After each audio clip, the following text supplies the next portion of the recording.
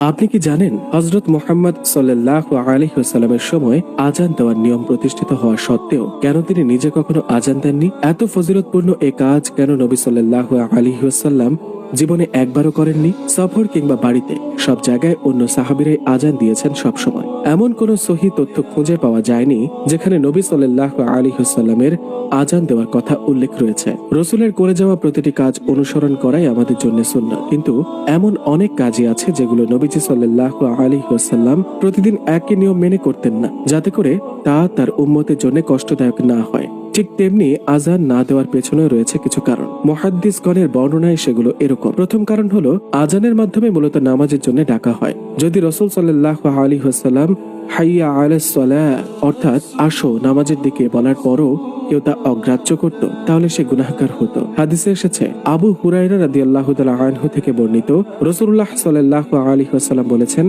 আমার সব উম্মত জান্নাতে প্রবেশ করবে, কিন্তু যে আমাকে অস্বীকার করে সে না। তখন তিনি জিজ্ঞেস করেন, কে আপনাকে অস্বীকার করবে? আল্লাহ রাসূল সাল্লাল্লাহু আলাইহি ওয়াসাল্লাম তখন তিনি বলেন, যারা আমাকে অনুসরণ করবে সে আমাকে স্বীকার করবে ও তারা জান্নাতে প্রবেশ করবে, আর যারা আমার অবাধ্য হবে সেই অস্বীকার করবে। সহিহ বুখারী শরীফের হাদিস। দ্বিতীয় কারণ হলো রাসূলুল্লাহ সাল্লাল্লাহু আলাইহি ওয়াসাল্লাম যদি আজান দিতেন তাহলে সেখানে এই সম্ভাবনা থাকে যে তিনি অন্য কোনো নবীর ব্যাপারে সাক্ষ্য দিচ্ছেন, কারণ আজানের কথাগুলোর ভেতরে রয়েছে আমি সাক্ষ্য দিচ্ছি মুহাম্মদ আল্লাহ রসুল।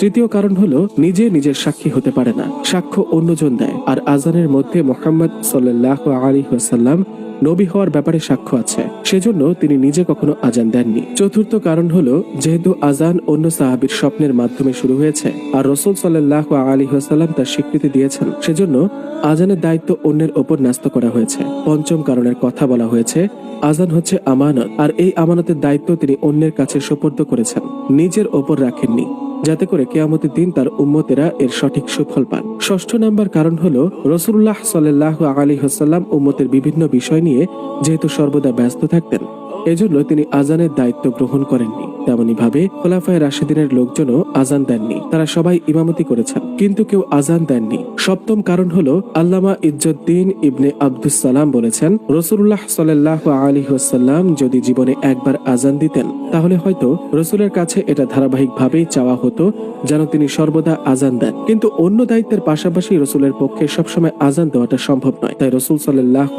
আলাইহি ওয়াসাল্লাম একবারও আজান দেননি যেন এটা তার জন্য অবধারিত না হয়ে যায়। আশা করি ভালোভাবে সবাই অনুধাবন করতে পেরেছেন।